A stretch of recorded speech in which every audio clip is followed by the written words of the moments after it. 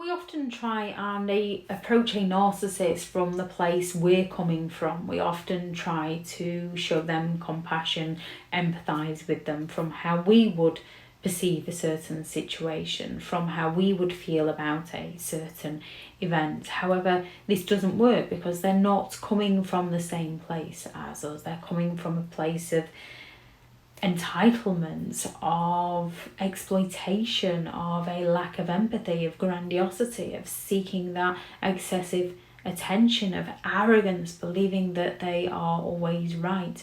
Narcissistic people have that self-admiration. They lack empathy. They have an inflated sense of self-importance. They are exploitative. They are entitled, and they are arrogant. So they are some of the most challenging people that you could ever deal with, some of the most hurtful people that you could ever experience or be around. And they often have these things in place because their grandiosity, their arrogance covers their fragile ego, and understanding these actually helps protect yourself from a narcissist, as a narcissistic person should be approached with caution. Otherwise, you are going to trigger a narcissistic injury, which will lead to narcissistic rage, and as they lack empathy, that then puts you in danger. When you trigger a narcissist, it triggers their defense mechanism, and they'll not stop to seek to regain control over the situation or punish you. And again, they lack the empathy, so you need to be careful. Things that threaten a narcissist are criticism. You can simply just offer them constructive feedback or well-intended advice, and they perceive this as a personal attack on them, which often escalates the conflict. And what you'll often notice, if you offer a piece of advice to a narcissist, they take offence, they attack you, and then 2 weeks later they come back like it was their idea in the first place, as you stand there a bit bewildered thinking, sure, I said that. And that's when we have to keep our egos in check and not say, well, I thought. You just have to think, I see, and leave them to it. Rejection. Rejection isn't nice. Most people don't like rejection. This is when we have to recognise that we've not been rejected, we've just been redirected and find a new path in our life. However, with a narcissistic person, whether it's real or perceived rejection, narcissistic people take everything to a whole new level, including rejection. So by simply meeting up with your friends, a narcissist takes this as rejection, which is often why they isolate you from your friends and family, amongst other reasons. When they feel like they're not the most important person in your world, they get offended.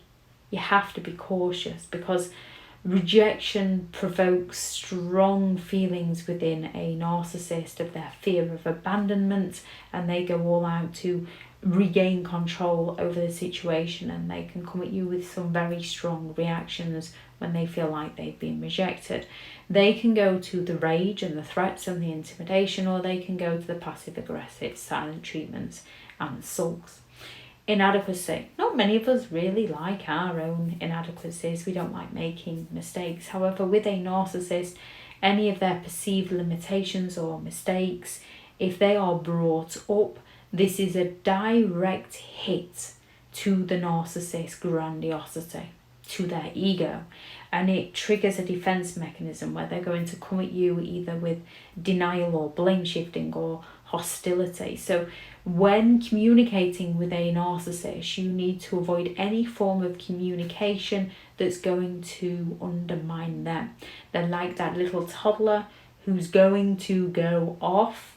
However, you're not allowed to discipline them. You just got to put up with whatever attacks they have on you, and you shouldn't have to.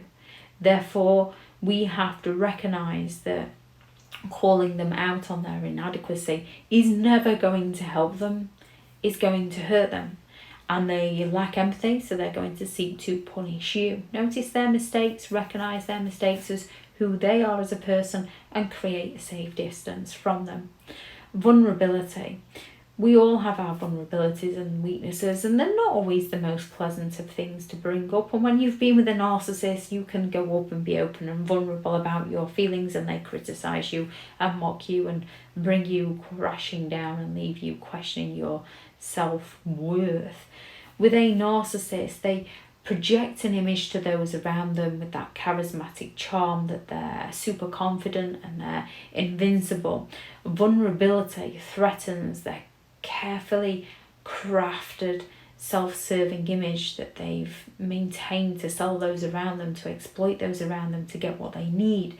This often leads to them becoming more manipulative with aggression and avoiding tactics and silent treatments and gaslighting and projection and triangulation and withdrawal as they're trying to regain control over the situation. When a narcissist feels vulnerable is often when they will shut down on you or attack you in some way.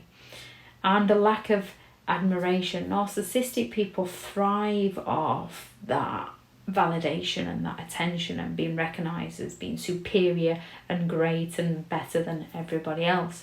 So when they're no longer getting the attention that they're entitled to, this threatens their fragile ego, this threatens their self-esteem, which is more often than not why they will go all out to seek a new source of supply, to impress strangers, to validate themselves that they're not the ones with the issue, it's everybody else with the issue.